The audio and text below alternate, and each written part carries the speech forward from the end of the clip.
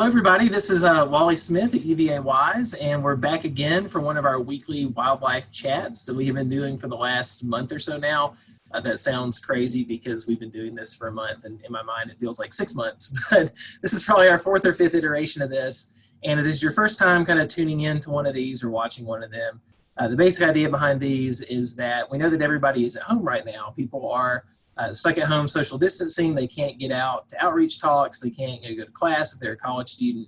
So we started these as kind of a way for people to learn about some of the neat stuff and the neat places that are in our area when it comes to the natural world, whether it's wildlife or the outdoors. This is also kind of my ulterior motive to geek out with people who are doing cool stuff in the area. So it's also been a way to kind of stay connected with some of the neat conservation folks who are working in our region.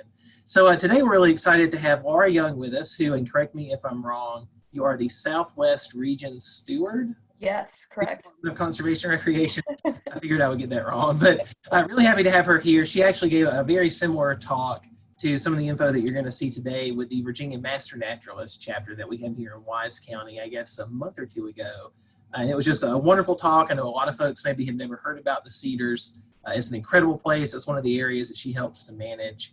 And I figured I would turn it over to her and let her tell you a little bit about the Cedars, and then we can maybe have a little bit of a Q&A from there. So I will shut up and quit talking and turn it over to you, Laura, if you want to give us a little bit of info, maybe some background on what the Cedars is. Yeah, sounds great. Thanks again so much for having me. This is a really awesome opportunity to get some information out about this place that I think is sometimes a little bit isolated.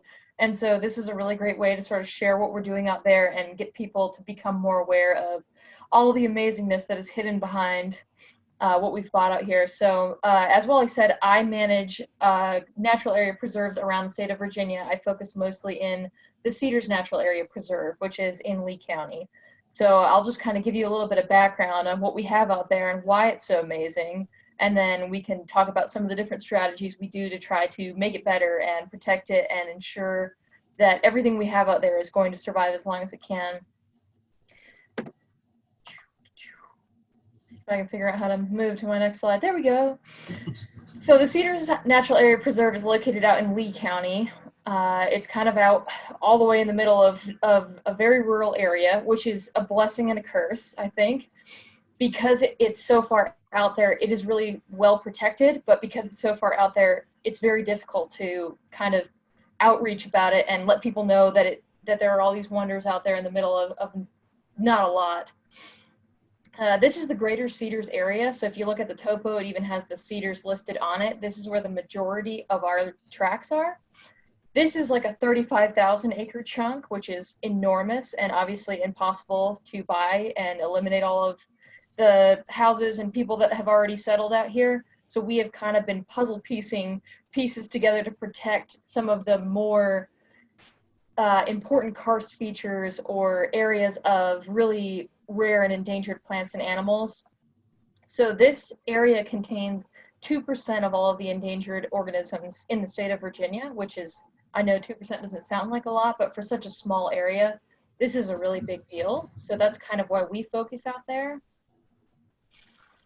And just to show you some of what the landscape looks like, we protect a lot of karst areas. So this is a pretty significant above ground karst landscape. You can see all these giant limestone rocks everywhere. We make it a point to try to protect especially large sinkholes or anywhere that groundwater drains directly into the ground. Because obviously then that water's not being filtered by soil. It's going right into the water that you drink. It's going right into the water that's going into the rivers where all of the mussels and the fish and everything else that is an aquatic organism lives. And so we want to make sure that those areas aren't being used as dump sites, that there isn't agricultural pollution because it's not fenced out and that sort of a thing. So those are really good hotspots for us to try to buy and then protect, clean up and manage appropriately so that we can make sure that that water resource is protected, as well as the fact that these landscapes are really unique. As you can see, if you're a plant, this is kind of a hard place to live. There's not a ton of dirt, there's not a lot of minerals and nutrients and space, so this makes them work a lot harder, which means that there's very specialized plants that live out here, and therefore they're somewhat rare and endangered because this specific landscape only exists in such a small area. So I'll show you a couple of other pictures. Oh, this is another big aspect of what we do is this is our natural bridge. It's one of our most scenic features, I think, that's out there.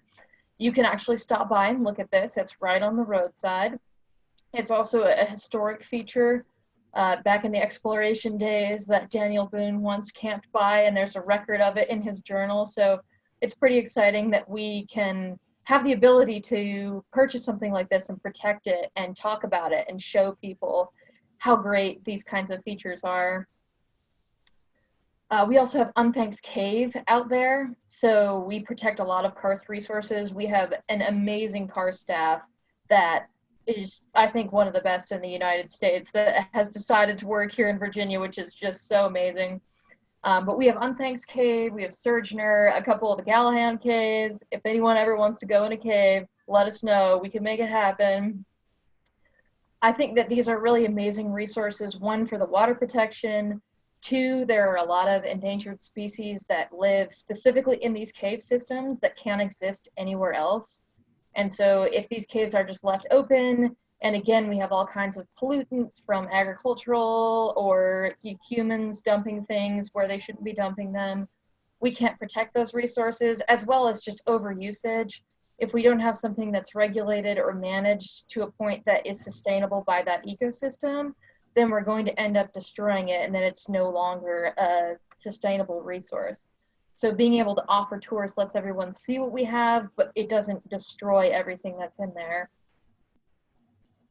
So I think the other reason that we really try to protect these areas out here in Southwest Virginia is that we are really special. I hope you already know that we're really special, and everyone else has told you we're really special, but this is one of the latest biodiversity maps they've put out, and you can look at Hawaii, and then you can look at Southwest Virginia.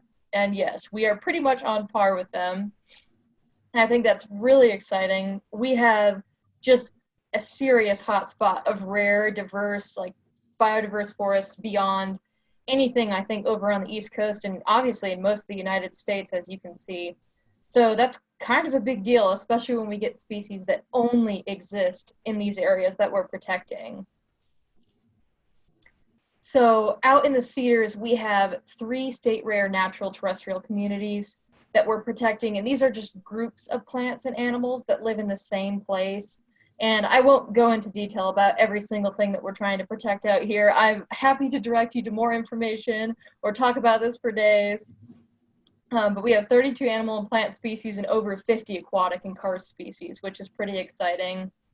And let me show you some of the areas that they live on. This is another really great karsty landscape that, again, you can just see that life is difficult as a plant out here. So it's pretty impressive when we see stuff that's growing, as well as you can, again, just see where all the seepages for the drain water is. It's not very well protected. So we want to make sure that these areas are kept clean and managed appropriately.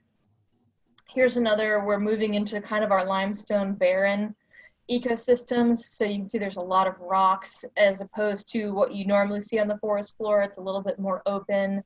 There's less trees and more of our forbs on the ground. And this is a really great area where we find a lot of our rare plant species. This is another limestone dolomite barren where, as you can see, there's a lot of different plant diversity going on there. And I know everything's in bloom right now, so if you guys have not been out in the woods, get out there. It's amazing.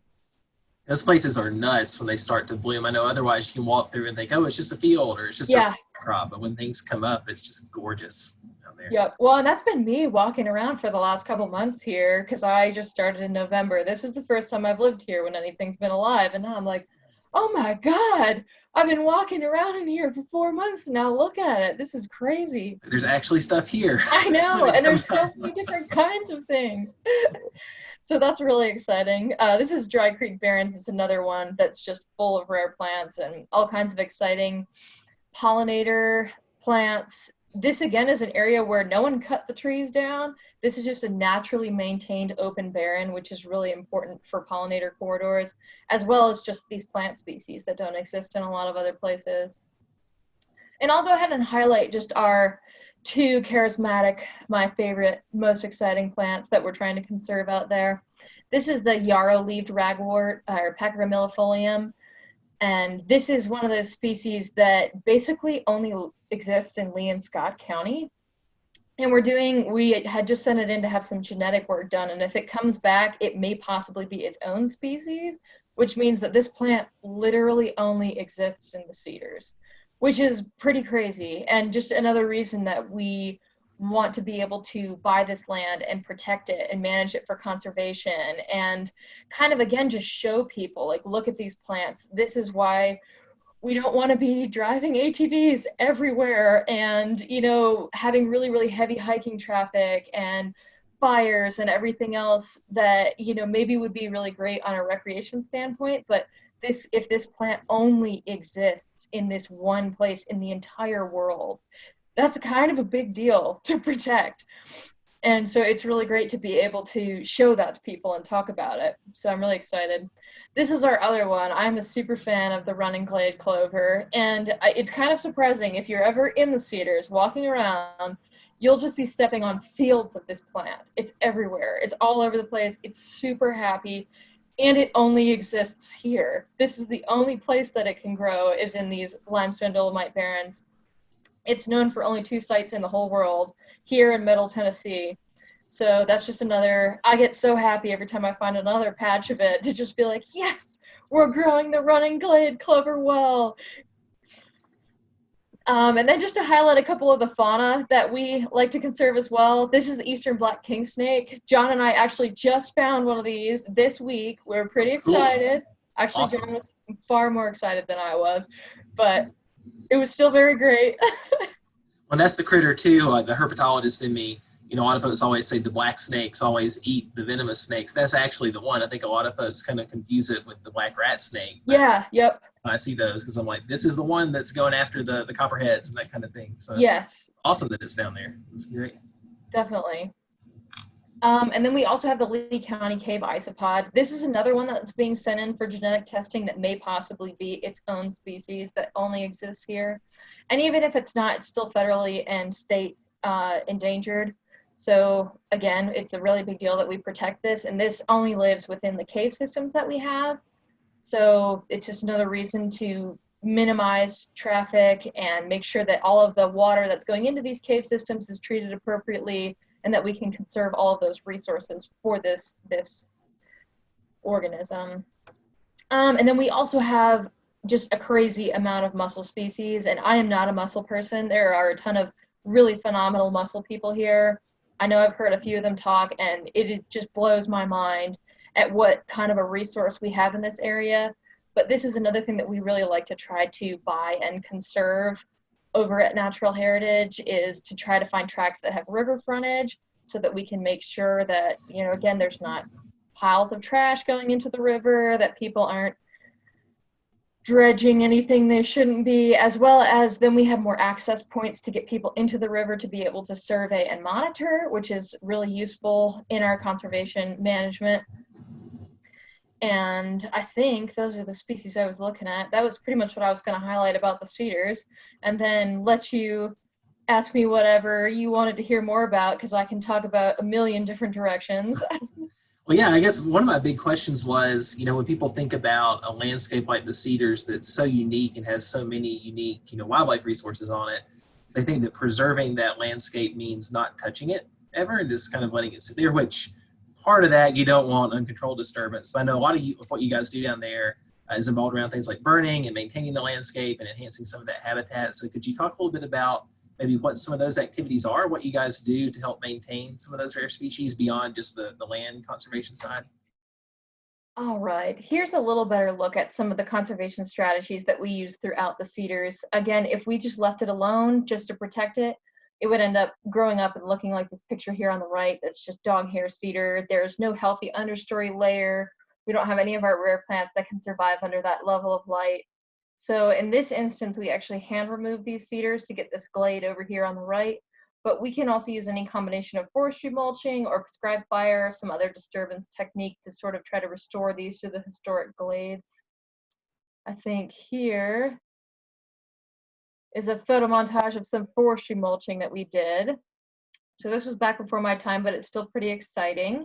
This is over on the Williams Glade. So they actually came in and took out all of these cedars, ground them up into smaller pieces, and they're still on the ground, so we haven't removed any nitrogen from the system. But as you can see, that's a really significant change.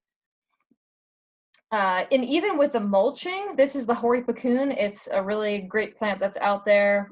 We saw a really good response, even just with a single disturbance. And then we burned that after we finished mulching it.